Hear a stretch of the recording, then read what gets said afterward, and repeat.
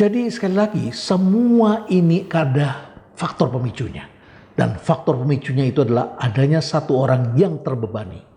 Orang yang terbebani inilah yang kemudian akan melakukan sesuatu gerakan yang tidak pernah dilakukan oleh orang-orang lain. Saya ambil contoh saja misalnya begini. Kalau Anda pergi ke daerah di Timur Tengah, maka Anda masih menyaksikan kebiasaan untuk melakukan perbudakan. Ini tentu mengkhawatirkan, apalagi Indonesia banyak mengirim tenaga kerja perempuan ke sana untuk bekerja di rumah-rumah tangga di Timur Tengah. Dan karena mereka masih terbiasa dengan budaya perbudakan, maka pembantu rumah tangga kalau tidak beruntung, maka mereka akan bekerja di tangan sebuah keluarga yang akan memperlakukan mereka sebagai budak. Dan ini sudah sering kita bicarakan. Tapi di Amerika ada seseorang yang terpanggil. Orang ini bernama Abraham Lincoln. Dia menyaksikan perbudakan ini luar biasa dan tidak pantas dilakukan oleh umat manusia. Pada masa itu perbudakan dilakukan oleh orang kulit putih terhadap orang-orang kulit hitam. Maka kemudian Abraham Lincoln berjanji pada dirinya, untuk melakukan perubahan saya harus terbebani dan untuk itu maka saya harus menjadikan diri saya seorang presiden. Ia pun kemudian terpilih menjadi presiden. Agak mirip dengan keinginan yang begitu kuat yang dilakukan oleh Presiden Amerika Serikat, yaitu Obama. Dan saudara sekalian, ketika kemudian Lincoln terpilih sebagai presiden, salah satu program yang dilakukan adalah menghapuskan perbudakan. Lantas, apakah yang dilakukan oleh Lincoln ini dapat diterima oleh masyarakatnya? Tentu saja tidak. Yang namanya perubahan selalu akan menghadapi kelompok yang menentang, kelompok yang tidak senang terhadap adanya pembaharuan, kelompok yang merasa terganggu karena ada kepentingan-kepentingan, atau kelompok lain yang dibayar oleh orang-orang yang punya kepentingan, atau barangkali orang-orang yang belum bisa membaca bahwa inilah saatnya untuk melakukan perubahan, dan mereka kemudian bergerak melawan Abraham Lincoln. Dan kita tahu Lincoln kemudian tewas dibunuh, tertembak. Apa yang dilakukan oleh Lincoln ternyata masih membekas. Betul perbudakan sudah dihapuskan. Tetapi yang kita saksikan ternyata masyarakat Amerika Serikat masih terbiasa saat itu. Terbiasa mempraktekkan apa yang disebut dengan segregasi. Pada tahun 60-an muncullah seorang anak muda yang masa kecilnya juga terbebani. Ia terbebani karena sejak kecil ia pernah bermain dengan rekannya, sama-sama seorang anak kecil yang adalah anak orang kulit putih, ia adalah kulit hitam, teman mainnya adalah anak kulit putih, tetapi ketika asik bermain, kemudian orang tua si kulit putih itu merampas dan mengambil anaknya sambil berucap, "Anak saya tidak pantas bermain dengan anak seorang budak." Kata-kata itu rupanya membekas pada anak muda ini, yang kelak dikenal dengan nama Martin Luther King. Luther King kemudian bertanya kepada ibunya, dan ibunya memberikan kata-kata yang cukup membekas bagi dirinya. Ketika ia bertanya, "Apa itu budak?" Ibunya begitu tersengat dengan kata itu dan kemudian menjelaskan budak itu adalah orang seperti yang kita kenal. Orang yang diperah tenaganya, yang menjadi tawanan atau milik dari tuannya. Tetapi ibunya memberikan nasihat kepada Martin Luther King.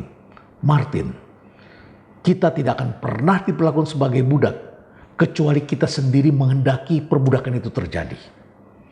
Seseorang tidak akan pernah tertindas kecuali orang itu memberikan kepalanya sendiri untuk ditindas." Kata-kata itu begitu kuat rupanya. Dan akhirnya kemudian terjadilah sesuatu yang terus-menerus sepanjang hidupnya dialami oleh King. Ketika ia menjelang dewasa, ia ternyata menjadi juara pidato di sebuah gereja. Dengan bangga ia membawa pulang pialanya. Tetapi ketika naik bisnya kemudian perlahan-lahan penuh, kursi tempat duduknya diminta oleh pengemudi agar diberikan kepada orang kulit putih yang belakangan masuk. Martin Luther King tentu tidak bisa menerima keadaan ini. Karena ini adalah bagian dari apa yang disebut sebagai kelanjutan dari perbudakan yang harus sudah dihapuskan. Ia berontak sampai kemudian ia diturunkan. Dan kejadian itu sangat membekas bagi Martin Luther King. diturunkan dari bus, diberhentikan di tengah jalan, dan kemudian ia harus jalan kaki. Kejadian itu kemudian semakin mempertajam niatnya untuk melakukan gerakan ketika ada seorang perempuan yang juga diperlakukan sama ketika ia kemudian mencapai usia dewasa. Dan sejak itulah kemudian ia memimpin gerakan-gerakan untuk menghapuskan segregasi. Dan kita tahu pada saat itu ia mendapat dukungan dari Presiden Kennedy. Tetapi rupanya kelompok resisten begitu kuat melawannya. Selalu ada resistensi, selalu ada orang-orang yang menentang karena mereka sudah nyaman dengan segregasi. Masuk ke toilet mereka dapat prioritas karena ini adalah toiletnya orang kulit putih. Sedangkan orang kulit hitam toiletnya begitu kotor. Nelson Mandela berjuang cukup lama, bahkan ia dipenjarakan sekitar 27 tahun karena memimpin sebuah gerakan untuk menghapuskan apartheid, yaitu sekali lagi adalah politik perbudakan, politik segregasi yang membedakan manusia berdasarkan warna kulit. Tetapi saya kira apa yang dilakukan oleh Nelson Mandela tidak lepas dari karya besar Martin Luther King. Ketika Martin Luther King mengalami masa kejayaannya, apa yang terjadi? Martin Luther King pun mati ditembak. Dan pendukungnya pun Kennedy dengan kasus yang berbeda tentu juga mengalami hal yang tidak menguntungkan. Kennedy juga dikenal sebagai tokoh perubahan. Bukan karena aktivitasnya, tetapi karena visinya yang begitu berani untuk mengantarkan perubahan yang kita rasakan pada hari-hari ini. Kennedy adalah pendukung setia Martin Luther King, sehingga kemudian mengkhawatirkan kalangan kulit putih konservatif saat itu. Tetapi Kennedy mempunyai visi yang luar biasa saat itu. Kennedy sangat dikenal dengan pidatonya yang merupakan isi visinya dia. Ketika ditanya oleh masyarakat apa visinya, di salah satu kampus Kennedy marah mengatakan, "Visi saya adalah mendaratkan manusia ke bulan dan membawa mereka kembali dengan selamat ke atas muka bumi ini." Kapan? Pada akhir dekade ini. Tahun 61 Kennedy berbicara seperti itu. Dan kemudian ia pun juga menghadapi serangan-serangan. Karena pada saat itu banyak sekali orang yang belum bisa melihat. Apakah mungkin manusia bisa terbang ke bulan? Apa gunanya terbang ke bulan? Apakah sesederhana itu untuk terbang ke bulan? Apakah ada teknologinya? Apa kepentingan kita? Dan ketika itu terjadi, Kennedy kemudian menjelaskan visinya. Dia mengatakan begini, ada dua hal. Yang pertama, suatu bangsa tidak akan berubah menjadi bangsa yang besar kecuali bangsa itu mau melakukan hal-hal yang sulit. Kalau kita hanya mau melakukan hal yang gampang saja, saya kira inilah yang terjadi di Indonesia belakangan ini karena kita dilimpahi oleh kelimpahan sumber daya alam dan kemudahan. Maka kita tidak akan berubah menjadi bangsa yang besar. Kennedy menantang bangsa Amerika dan mengatakan, dulu kita sudah berhasil menyeberangi Atlantik. Dulu kita sudah berhasil pergi ke gunung yang tertinggi, Mount Everest. Maka umat manusia sekarang harus bisa menerbangkan anggota masyarakatnya ke bulan. Kennedy mengalami tantangan yang luar biasa. Dan yang kedua, Kennedy kemudian mengatakan, dan ini saya kira masuk akal pada saat itu dan menggelorakan masyarakat Amerika, karena Amerika sedang dilanda kegelisahan menghadapi Uni Soviet yang saat itu sudah berhasil mengembangkan juga teknologi ruang angkasa.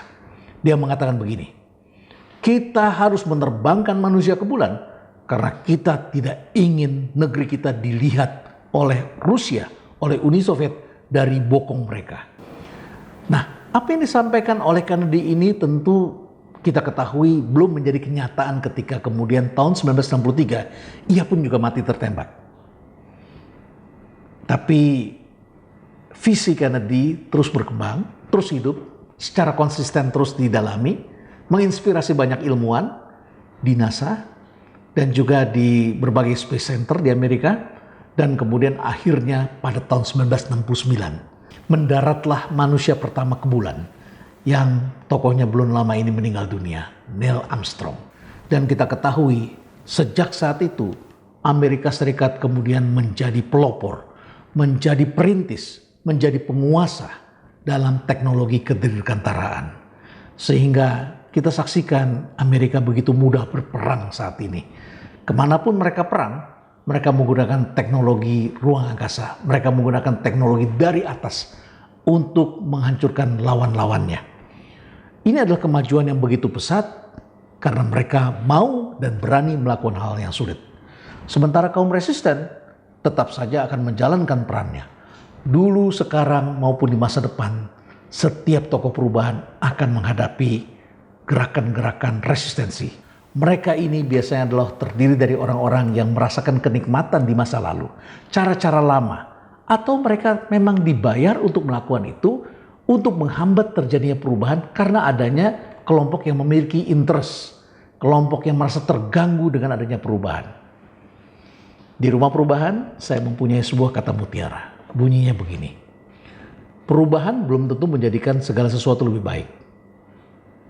Tetapi tanpa perubahan sudah pasti tidak ada pembaharuan.